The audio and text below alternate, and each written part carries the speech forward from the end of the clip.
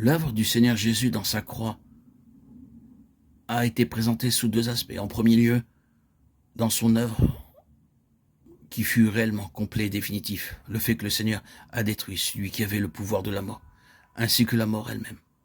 En ce qui le concerne, c'est une œuvre terminée. Sa présence à la droite de Dieu atteste que la mort, le tombeau et Satan ont été réduits à l'impuissance et qu'ils n'ont plus aucun pouvoir sur lui.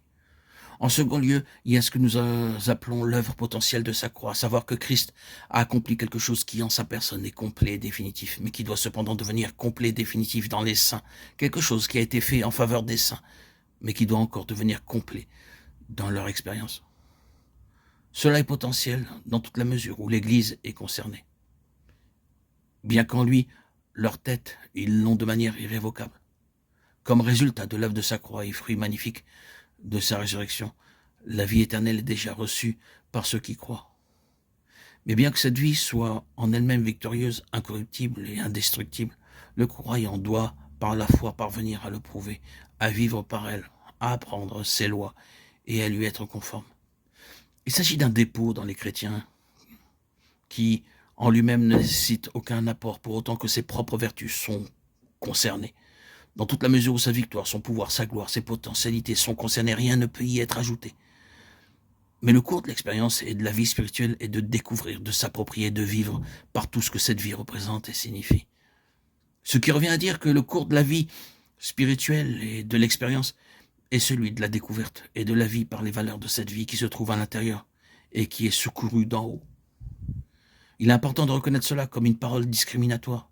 Nous sommes très souvent enclins à penser que la vie du Seigneur qui est en nous nécessite dans une certaine mesure d'être améliorée, qu'on y ajoute quelque chose. Alors qu'en réalité, ce qui nous est demandé, c'est de découvrir ce que nous avons déjà. Et qu'en la découvrant par l'expérience, nous vivions conformément à elle. Cette vie n'est pas quelque chose à part du Seigneur Jésus. Et nous ne pouvons aucunement penser que son standard nécessite quelques améliorations ou qu'il est possible de lui ajouter quelque chose pour le rendre complet ou plus complet.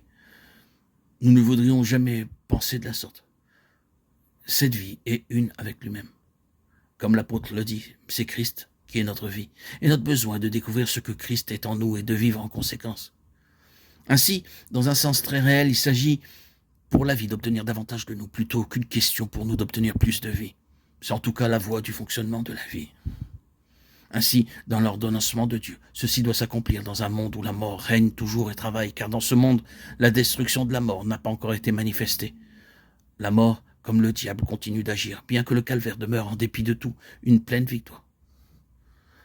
Nous sommes laissés dans ce monde, et c'est dans ce monde où la mort règne et travaille avec beaucoup d'énergie que nous, par l'ordonnancement souverain de Dieu, nous devons prouver les valeurs de cette vie qui a été déposée en nous afin d'en découvrir les potentialités.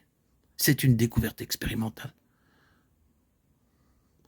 Cela se résout en une bataille entre ce qui est dans ce monde et la vie qui se trouve dans le croyant. C'est la bataille pour la vie, non pas avec le risque de perdre cette vie. Ce n'est pas que la mort peut nous enlever la vie éternelle, tel n'est pas l'objet de la contestation, mais la bataille pour l'expression triomphante et la pleine manifestation du pouvoir de cette vie. Là est la contestation. Nous pouvons avoir la vie éternelle et cependant cette vie peut être étouffée dans notre être intérieur, sans expression, sans manifestation, sans aucune issue triomphante. Cette vie peut être là, mais à l'étroit, comme étouffée.